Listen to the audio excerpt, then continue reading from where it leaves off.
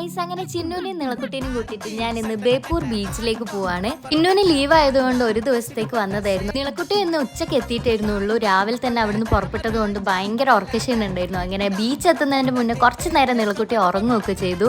പിന്നെ ഞങ്ങൾ ബീച്ച് എത്തിയതിന് ശേഷം അവളുടെ ഉറക്കം എവിടെ പോയി എന്നുള്ള അറിയില്ല.